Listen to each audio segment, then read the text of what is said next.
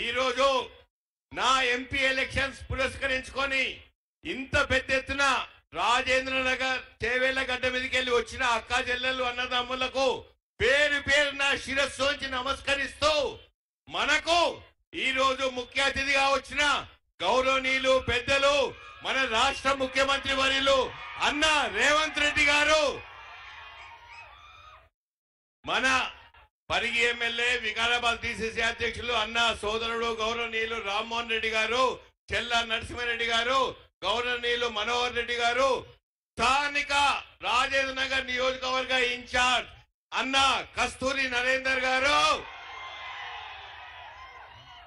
పెద్దలు గౌరవనీయులు వికారాబాద్ జిల్లా శాసనసభ్యులు పెద్దలు మన లెజిస్లేటివ్ అసెంబ్లీ స్పీకర్ గౌరవనీయులు ప్రసాద్ కుమార్ గారికి, భీం భరతనకు, షేర్లింగపల్లి నియోజకవర్గ ఇన్ఛార్జ్ జగదీష్ గౌడ్ గారికి, మహేశ్వరం నియోజకవర్గ ఇన్ఛార్జ్ పెద్దలు గౌరవనీయులు కేఎల్ఆర్ గారికి పేరు పేరున అందరికి నమస్కరిస్తూ వేదిక మీద అనిత హరినాథ్ రెడ్డి గారు ఉన్నారు, శారద గారు ఉన్నారు, సురేఖ గారు ఉన్నారు, అన్న పెద్దలు గౌరవనీయులు పెద్దలు జ్ఞానేశ్వర్ గారు, మన డైరీ డెవలప్మెంట్ కార్పొరేషన్ చైర్మన్ అన్న జ్ఞానేశ్వర్ గారు ఉన్నారు, నిజాముద్దీన్ గారు ఉన్నారు, వేదిక మీద పారిజాత నరసింహారెడ్డి గారు ఉన్నారు, సుజాత గారు ఉన్నారు, వేదిక మీద ఉన్న పేరు పేరున ప్రతి ఒక్కరికి పేరు ప్రీతం గారు అందరికీ నమస్కరిస్తున్నా.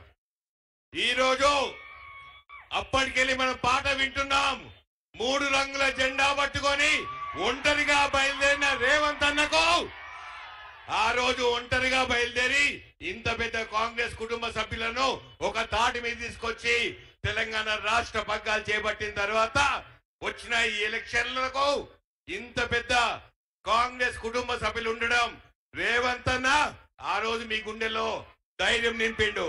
ఇవాళ మీరందరూ రేవంత్ అన్న గుండెల్లో ధైర్యం నింపి మేమున్నా మీతో మీరు నడవండి అన్న అంటున్నారు. చాలా చాలా సంతోషం. ఇక రాబోయే ఎలక్షన్స్ ఎంపీ ఎలక్షన్స్ చాలా క్లిష్టమైనవి, కీలకమైనవి.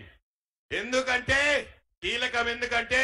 ఒకవైపు మన కాంగ్రెస్ పార్టీ లౌకికవాదం సెక్యులర్ వాదంతో పుట్టినప్పటి నుండి సెక్యులర్ వాదంతో ముందుకు పోతున్న కాంగ్రెస్ పార్టీ, మతతత్వ పార్టీ బీజేపీ ఇంకో వైపు ఇవాళ పోరు చాలా చాలా క్లిష్టమైంది, కీలకమైనది. ఎందుకంటే పెద్దలు గౌరవనీయులు రేవంత్ రెడ్డి అన్న మొన్న ఇక్కడ పగ్గాలు చేపట్టిన తర్వాత వచ్చిన ఎలక్షన్ ఇది. మనమందరం చేయి కలపాలి, చెయ్యిని బలపరచాలి. అందరు కాంగ్రెస్ పార్టీ అభ్యర్థులను గెలిపిస్తే అన్నకు బలం చేకూరుతుంది. ఆ బలంతో ముందుకు పోతాడు. మనకు రావాల్సిన నిధులు మేము తీసుకొస్తాం. ఎందుకంటే 6 గ్యారెంటీలు అమలు చేస్తా అని 4 గ్యారెంటీలు అమలు చేసిన రేవంత్ అన్నకు అందరూ కృతజ్ఞతలు చెప్పుకుంటున్నారు. ఇంకా మనకు రావాల్సిన నిధులు తీసుకొచ్చుకొని మనం ముందుకు పోదాం. దానికోసం మీరందరూ చేయి కలపాలి. ప్రతి ఒక్కరూ రాబోయే 15-20 రోజులు గడపకు పోండి, బొట్టు పెట్టండి. మనం ఇచ్చిన 6 గ్యారెంటీలు మొన్న పెద్దలు గౌరవనీయులు రాహుల్ గాంధీ గారు కాంగ్రెస్ పార్టీ మేనిఫెస్టో రిలీజ్ చేసిండ్రు. 5 న్యాయ్ 25 పటాకే అని చెప్పి 5 న్యాయల అన్ని వర్గాలు, యువత, మహిళలు, వ్యవసాయదారులు, కార్మికులు అందరినీ కలిపి ముందుకు తీసుకుపోతాన కాంగ్రెస్ పార్టీ ఒకవైపు. సంక్షేమాలకు వద్దు, ఈ దేశంలో సంక్షేమాలకు ఒప్పుకోని అంటుంది బీజేపీ పార్టీ. బీజేపీ అంటుంది హమ్ ఫ్రీ బీస్ నై దేంగే అంటున్నారు. పేదరికం ఉన్న ఈ దేశంలో పేదల సంక్షేమం కావాలా వద్దా?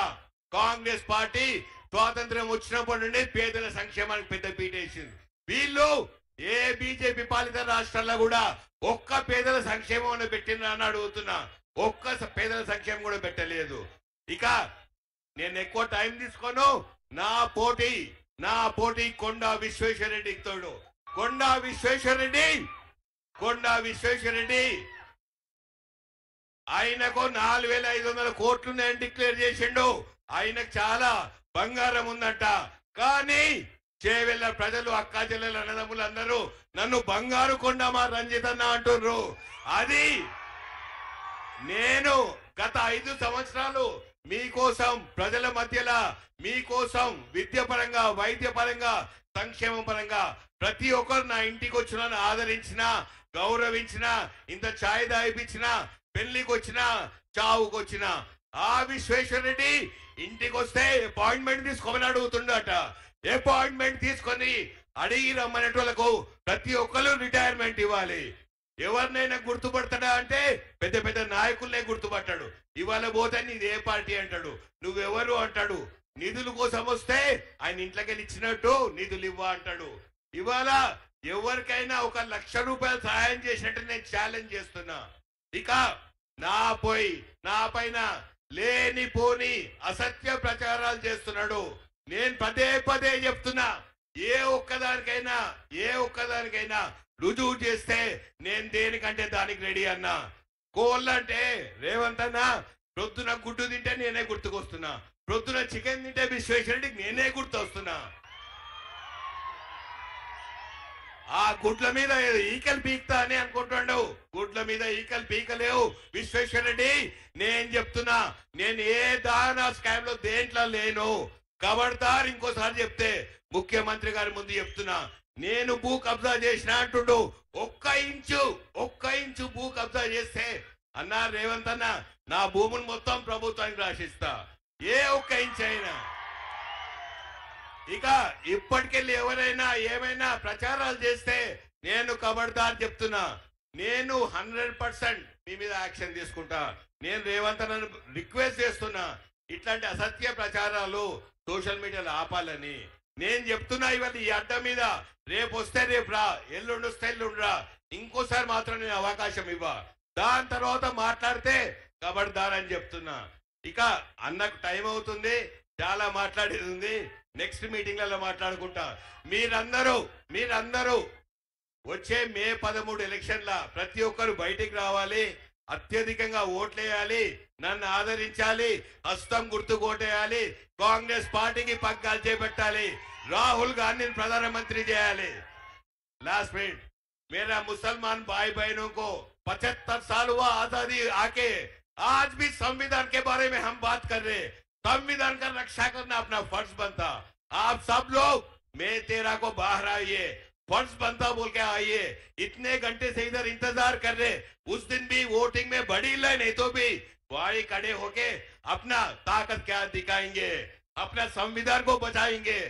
पर सब लोग बाहर आना, सब लोग बाहर आके जितना वोटिंग परसेंटेज बढ़ा लिए तो हम अपने भविष्य के लिए, हमारा बच्चों के लिए हम देखभाल कर सकते। మన పిల్లల కోసం, మన పిల్లల భవిష్యత్తు కోసం, మన బతుకుల కోసం అందరం చేయి కలపాలని చెప్పుకుంటూ నాకు ఈ అవకాశం ఇచ్చిన ప్రతి ఒక్కరికి కృతజ్ఞతలు తెలుపుకుంటున్నా. జై కాంగ్రెస్.